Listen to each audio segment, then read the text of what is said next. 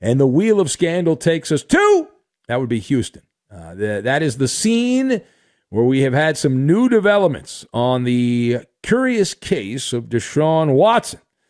Now, if things go Deshaun Watson's way, he will be traded immediately. But we're a little ways off from that. Now, if you've not been paying attention here, perhaps you snoozed and you didn't pay attention. This is almost a year after the allegations first popped up, the stunning, jaw-dropping allegations of sexual misconduct. And now we are at ready, set, go for Deshaun Watson. And at least 8 women who filed criminal complaints against Watson have now been subpoenaed to appear in front of a grand jury. It's going to happen on Friday. Be there, be square. Prosecutors are expected to present at least some of these cases to the actual grand jury, which will then have the ultimate power of deciding whether or not this becomes a criminal matter and not just a civil matter. Because the NFL doesn't care if you're a pervert as long as it's in the civil court. But if you're a felon or you're charged with an actual crime, that's different. And it's a very mysterious case because a lot of it has been kept under the rug. There's some of it's gotten out in the public, but a lot of it's been kept hush-hush. And it's all about the future of Deshaun Watson, the embattled quarterback of the Houston Texans. So let us discuss here the latest revelations with Deshaun Watson. So the question in front of us, what are the odds that Deshaun Watson gets bad news from the grand jury and ends up facing criminal charges? So based on my reading of the landscape, I am setting the odds on this at minus 570, which implies an 85% chance that Watson gets charged with an actual crime. Now, that doesn't mean it's going to be a felony. Doesn't mean that, but he's going to get charged for an actual crime. All right, so 85% chance. I've got Outlet Shop, Genesis, and Snow White. And we will line all of these things up, and we will knock them down, just like Deshaun Watson's career has been knocked down. Now, to kick off here, the Texans quarterback, I say that tongue-in-cheek because he hasn't played quarterback for the Texans in a while, but Deshaun Watson is going to need divine intervention based on the way I read this thing. Law enforcement and the people of Houston in that world, the prosecutor's world, have had a prolonged investigation. It has been tedious. It has been torturous. And from what we hear is the reason that they have continued to go on is because they kept finding things. Every time they dug the shovel into the ground, and they said, wait a minute, there's a lot of interesting things in that dirt.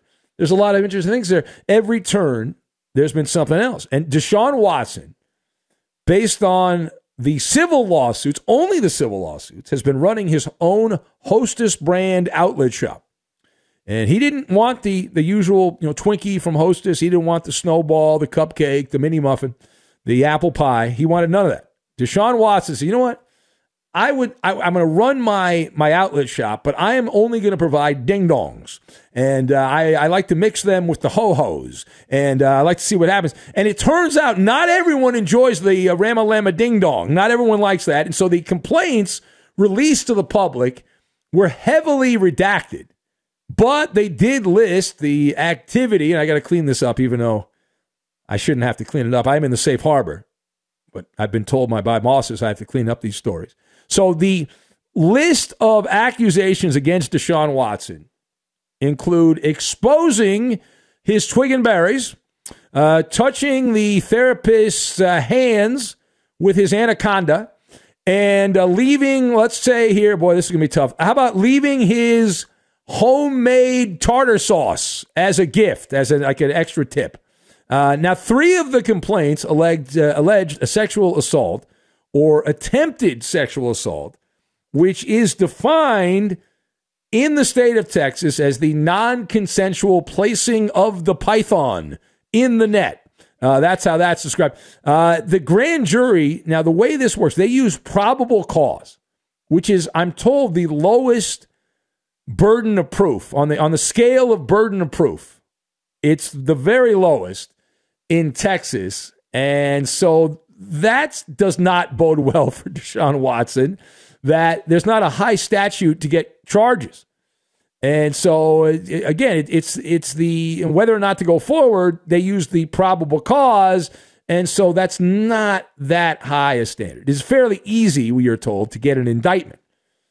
But that doesn't guarantee you're going to get a conviction. It just merely means you're going to get an indictment. Nothing, obviously, is 100% in this. You're talking about a jury. And so anything is possible. But does it have to be, there's 12 members on the jury. Does it have to be 12-0 in favor of let's indict? No. It can be 9. The magic number is 9. So if 9 of the 12 members of the grand jury in Houston, when they get together, if 9 of them agree, it's indict. It's indict. Doesn't have to be unanimous. Now, furthermore, Deshaun Watson, who was shameless when it came to his massage activity. And he was like that old Genesis song from back in the day. I know what I like and I like what I know.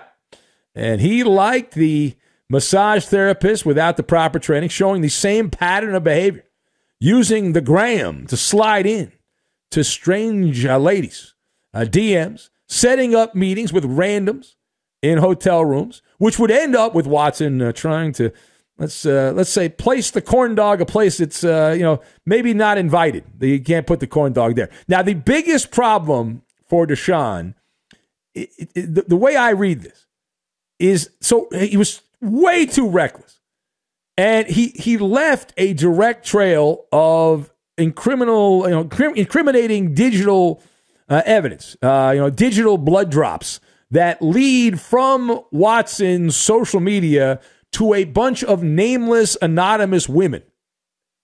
So this is the epitome of a jabroni. And, the old line, lions don't mingle with sheep. And it is, I would say, atypical for a professional athlete who's got a $156 million contract to solicit massages from amateurs and just a bunch of strangers. When you have access to professional masseuses, it would lead your mind to wonder that your motivation, let's just say you would have had ulterior motives. It doesn't mean he did anything, but it would be reasonable to assume the position that if you're a professional athlete, you have access to massages whenever you want from a professional, and you rarely went back to the same masseuse twice, and it just doesn't add up. The arithmetic does not add up in a positive way for Deshaun Watson. Now, parting shot on this. So, again, we go back to looking at the clues provided, and Watson is, let's say, in a rough patch right now, because when you peel back the onion, right, these NFL teams, do you know how many NFL teams are hard up to get a new quarterback? And they were doing the mating dance with Deshaun Watson. The Miami Dolphins, the Carolina Panthers, the Philadelphia Eagles. And so they did their due diligence, and they started peeling back that onion, and then the tears started dripping down their face because this caused them to backpedal faster than a defensive back trying to impress scouts at the combine. They pulled the crazy Ivan. Here's a quick about face. And for quarterback horny teams to go Snow White and the Seven Dwarfs here, as in bashful, to all of a sudden get bashful. The NFL, they do not care. You can be a heathen in society as long as you're not facing criminal charges. And so that is why it is leading me, that and the other evidence, to say that there's something going on. He's going to face criminal charges. Or at least the NFL teams believe Watson is going to face criminal charges. So I'm going 85%. But wait, there's more. We've learned that the best case scenario, if there are criminal charges, would be indecent assault. And that is one of the main crimes being investigated. It's still a crime. It's just not a felony. Indecent assault is a Class A misdemeanor in the great state of Texas. Now, that is punishable by up to 1 year in jail and a maximum fine of $4,000. But that's really nothing in the big picture, right? It's a misdemeanor. They'll be traded immediately. They will not worry about that. Deshaun does not have a criminal record. That's nothing. He'll get a pat on the back as he walks out of the courtroom. Now, the sexual assault, though, that's a different monster altogether, better known by its brand name as in rape, and that is a second-degree felony. And if Watson is charged and convicted with that, that carries in the state of Texas a sentence of anywhere between 2 and 20 years in state prison and a fine of up to $10,000, which I don't think he's too concerned about. I don't think he's too concerned about that.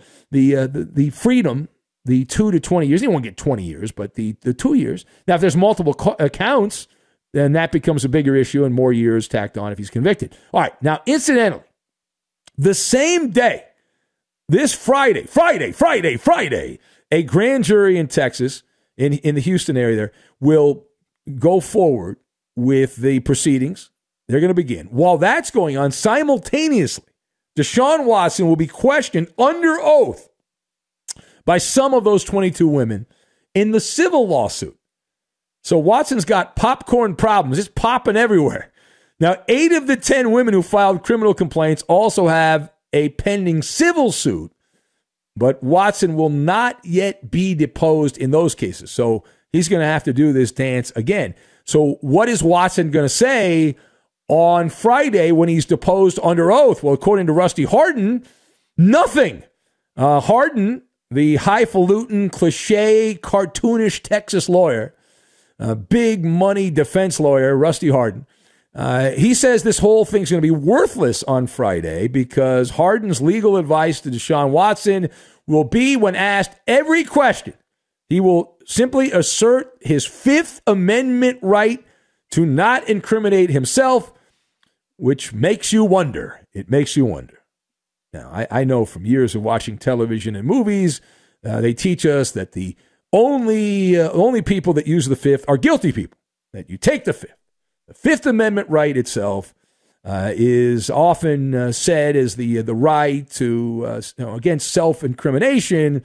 But if you have nothing wrong, why would you use it? Now, of course, lawyers will tell you differently. Lawyers will say that's great advice. You should never give something up in a courtroom unless you have to, unless it's going to help you. And if in any way it could be used against you, don't do it. Those ambulance chasing lawyers that you hear do commercials on radio shows like this, and they put billboards up around town. They tell you if you get pulled over, don't say anything. Even if they ask you if you had any drink, don't say you had anything. They tell you so. So Watson's in a world of hurt here. When you look at all of the circumstantial evidence, again, just to recap, NFL teams needing quarterbacks, Carolina, Philadelphia, Miami, investigating. There were some teams that supposedly hired private investigators, and they all passed. They all ran away from Deshaun Watson. Want nothing to do with him. And that leads you to believe they think there's a chance there's criminal charges coming. And the grand jury is supposed to keep everything silent on Friday, so we're not supposed to know Friday night when they get done, Friday evening. And I would imagine both attorneys are going to leak something. Busby, the attorney for the women, and Hardin's going to leak stuff on his side and try to play this out in the media.